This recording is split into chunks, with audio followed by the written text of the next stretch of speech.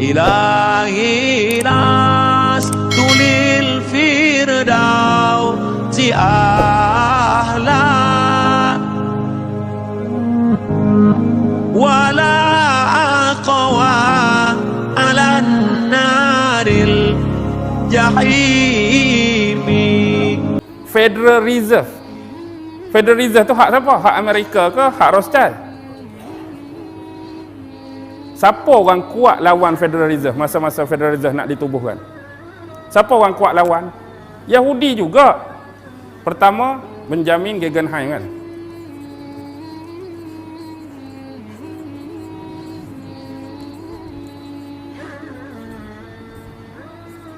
Isaac Strauss.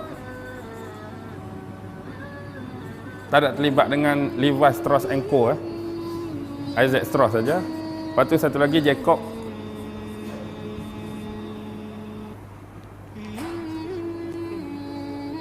Ni orang paling kuat lawan penubuhan Federal Reserve, Jacob Astor. Last kali apa jadi tiga-tiga ni? Last kali apa jadi? Mati. Mati berasingan ke mati sekali? Mati berasingan ke mati sekali? Orang paling kuat lawan ni. Hak ni orang kaya zaman tu ni. Last kali mereka mati dalam satu malam saja. Sebab mereka semua mati dalam peristiwa tenggelamnya kapal.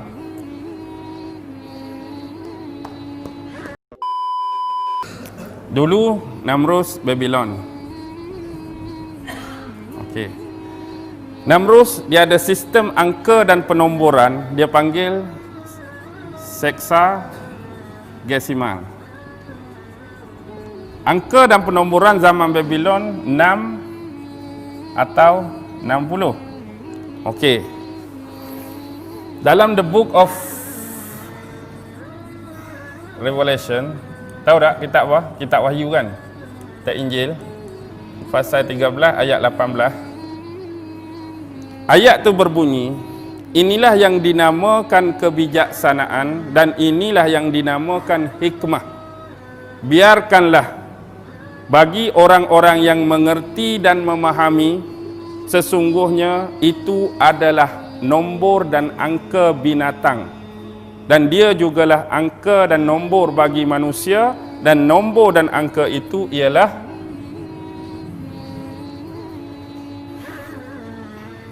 rujuk Book of Revelation, Wahyu pasal 13 ayat 18. Jadi digunakan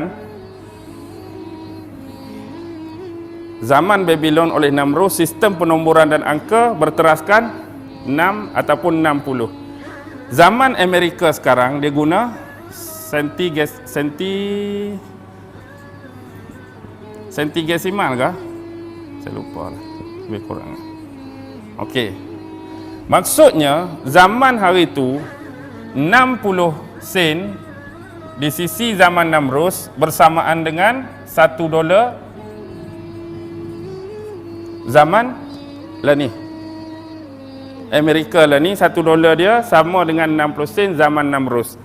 Dan Namrus guna sistem sexagesimal ni. Kita hari ni hak ikut dia, antara paling penting 60 saat sama dengan 1 minit zaman Namrus lagi. 60 minit sama dengan 1 jam zaman Namrus.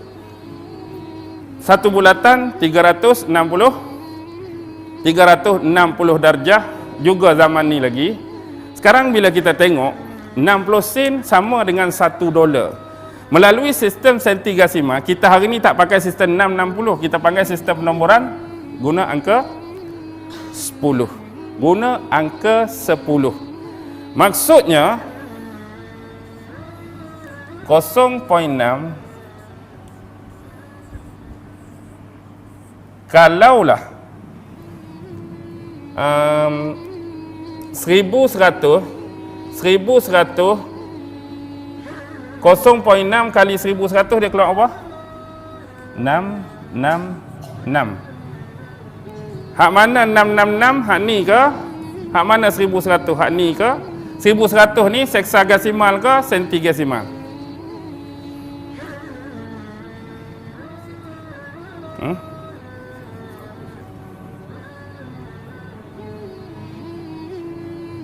Nak mana?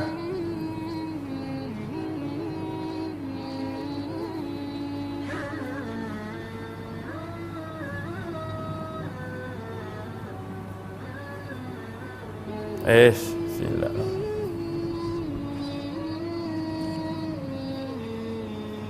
Okey. 0.6 kali 110 dia akan keluar 666. Okey. Lihat Pernah tengok duit Amerika? Pernah tengok duit Amerika? $1 tu, dia panggil, ada satu lambang dia panggil The Great Seal kan? Bawah tu ada kod.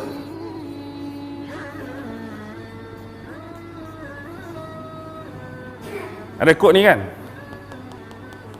Apa maksud kod ni? Kod ni sistem ni lah.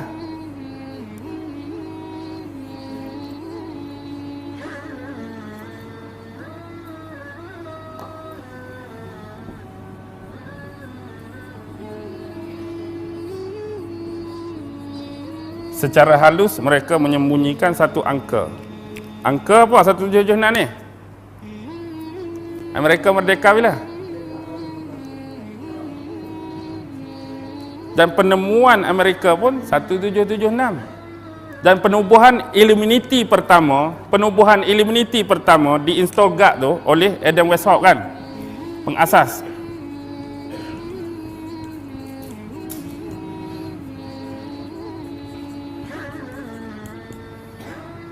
Adam Weishaupt. Ni pengasas Illuminati.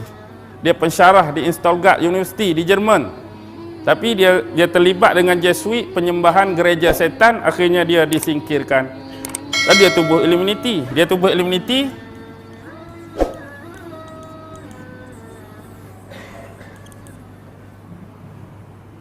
Untung juga ada dia sebab kita cuti sekali lagi.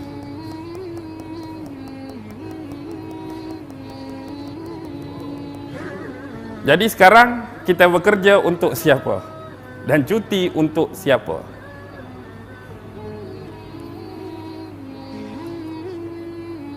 Faham tak? Sistem ni sedang pegang kita. Okey. Ni Illuminati tertubuh tarikh ni. Sekarang inilah dia. Dari Babylon lama zaman Namrus, dia sudah bertukar pemerintahan ke Babylon yang baru. Babylon yang baru. Maksudnya usaha Namrus dulu, OWG dia masih terus berjalan, cuma hari ini OWG dia nama, hari ini New World Order, dulu One World Government. Hak Namrus nak buat dulu One World Government, sekarang New World Order. Dan dia tak terlibat dengan WWE. Apa dia WWE? World Wrestling Entertainment. Dulu Wrestling Federation, WWF tak? Okey. Nampak kan ni? Sikit sebanyak. Okey. Tak payah snack lah ni dah, ringkas lah. Sekarang ni, antara 5 agenda utama Illuminati apa dia?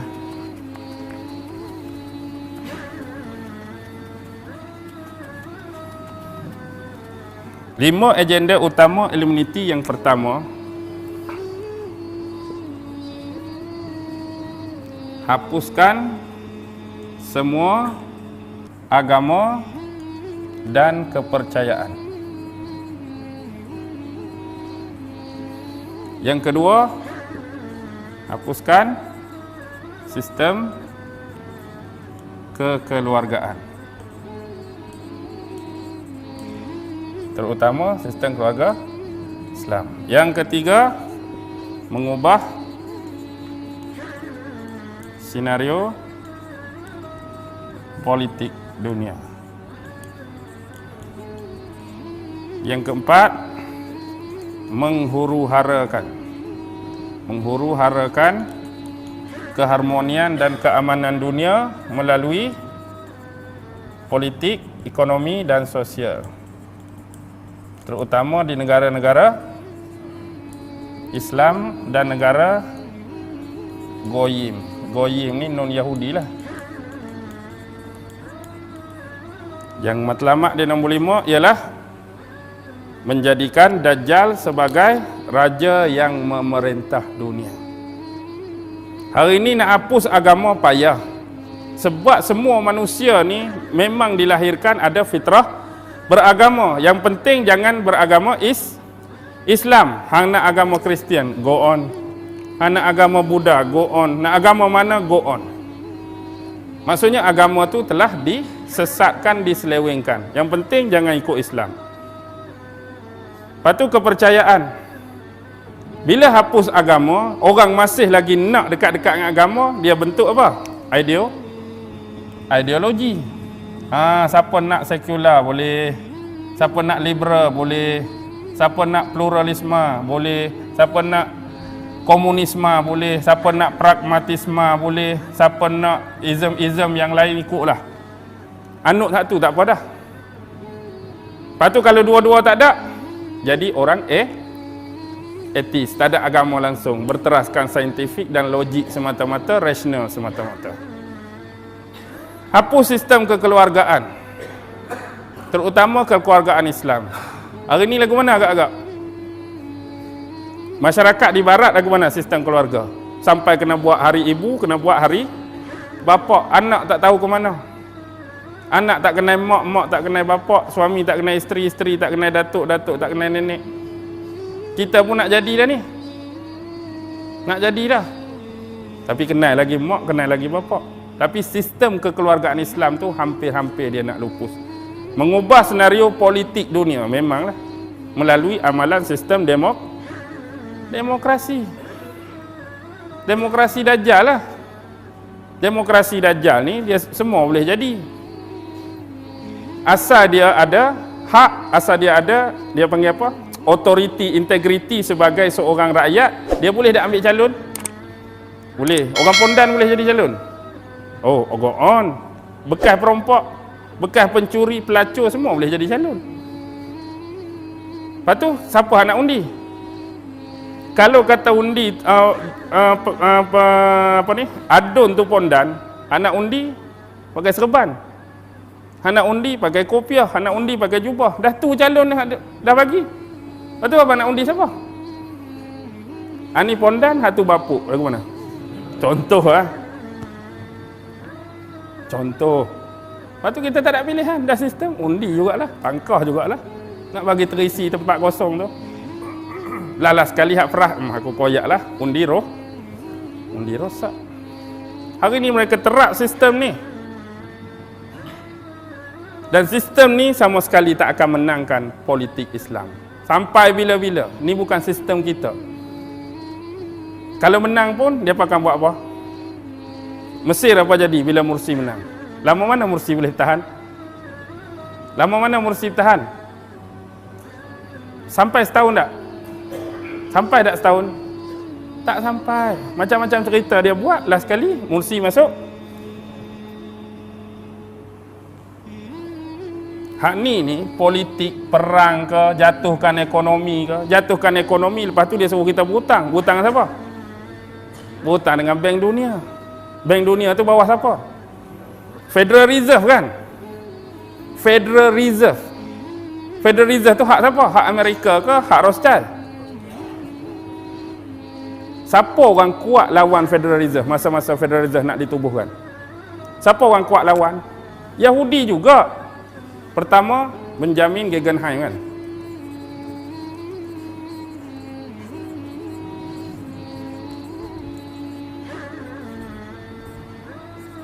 Isaac Strauss. Tak ada terlibat dengan Levi Strauss & Co. Isaac Strauss saja. Lepas tu satu lagi Jacob.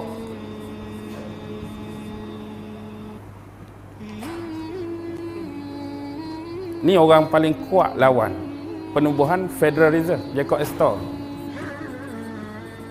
Last kali apa jadi tiga-tiga ni? Last kali apa jadi? Mati. Mati berasingan ke mati sekali? Mati berasingan ke mati sekali? Orang paling kuat lawan ni. Hak ni orang kaya zaman tu ni. Last kali mereka mati dalam satu malam saja. Sebab mereka semua mati dalam peristiwa tenggelamnya kapal.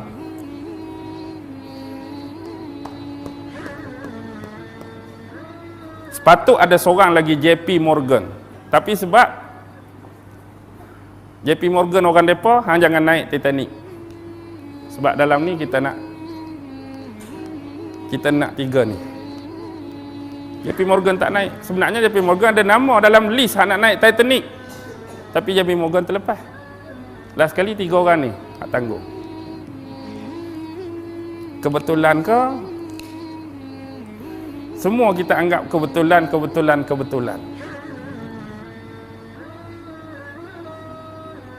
Baca sejarah penubuhan Federal Reserve. Inilah dimangsakan. Memang dia Yahudi tapi mereka tentang kuat ni. Penubuhan Federal Reserve. Federal Reserve tu lah buat bank dunia. Tujuan buat bank dunia, mereka nak angka 66 tadi kalau kita bincangkan kali macam-macam peristiwa akan keluar. Antara yang penting perang dunia. Bila berlaku perang dunia, kita nak berperang, senjata tak ada. Nak beli senjata guna apa? Nak guna duit. Duit nak ambil kat mana? Pinjam bank dunia. Menang atau kalah pun, negara hancur. Nak bangunkan balik negara, duit nak ambil kat mana? Bank dunia. Bank dunia ni bunga dia tinggi ke rendah? Sampai hari ni duk berhutang dengan bank dunia. Dia buat perang tu kebetulan ke dicipta? Perang tu dicipta bukan kebetulan. Perang tu dicipta supaya orang berhutang, supaya orang beli senjata. Last sekali berhutang dengan dia. Dia duk bagi hutang, dia buat bunga tinggi. Last sekali sampai 700 tak ada. 7 keturunan, 8 keturunan tak habis hutang lagi. Last sekali kita tak boleh nak buat apa. Kalau mereka buat apa-apa, kita nak lawan. Bunga banyak lagi tu. Baru nak bersuara lantang, hutang ingat hutang tak payah lagi, slow sikit cakap pun. Kita nak kata apa? Inilah sistem duk pegang kita. Di samping hak hutang tu, dalam amalan biasa, di bank-bank, mereka terapkan amalan riba. Riba pun tak terkecuali. Hak jubah ke, hak kopiah ke, sama juga. Sebab kita nak beli cash, ada duit ke tak ada? Rumah 400,000. Orang kaya, on go on. Orang yang tak kaya? Orang yang tak kaya apa dia? Loan. Nak beli kereta, tak ada cash 70-80. Sekali lagi loan. Nak beli motor, tak ada duit 10,000. Loan. Sofa, loan. TV, loan. Habis semua loan dalam tu. Bila loan dalam tu, apa jadi? Ustaz, rumah saya kalau balik bergaduh dengan bini hari-hari. Tak bergaduh macam mana kita duk letak benda-benda panas dalam rumah kita? Faham tak? Faham ke tak? Ada ke? Saya beli apa? Ingat tak? Geng ni tak pergi kuliah aku hari tu. Kadang-kadang, saya loan Islamik Ustaz. Satu pun loan Islamik. Loan Islamik tak ada masalah. Islamik lah. Pakcik Din beli kereta. Saya loan Islamik. Kita loan Islamik, kita tak risau. Hak keluar kereta tu. Pakcik Din beli loan Islamik, Pakcik Din keluar pendek. Loan Islamik. Tuang kereta keluar pendek. Kak Limah beli motor. Loan Islamik. Naik motor berjerebang macam kuda laut, kok singa laut, guru. Loan Islamik. Aurat tak tutup. Makanan sunnah. Makan benda tu bismillah pun tak baca. Faham ke tak maksud saya ni? Makanlah makanan sunnah. Makan bismillah pun tak baca. Kita bukan bimbang pasal loan Islamik, bukan bimbang pasal makanan sunnah. Orang hak nak beli loan, orang nak ambil loan, orang hak nak makan. Okey. Lah ni faham ke tak faham ni? Faham ke tak faham? Okey.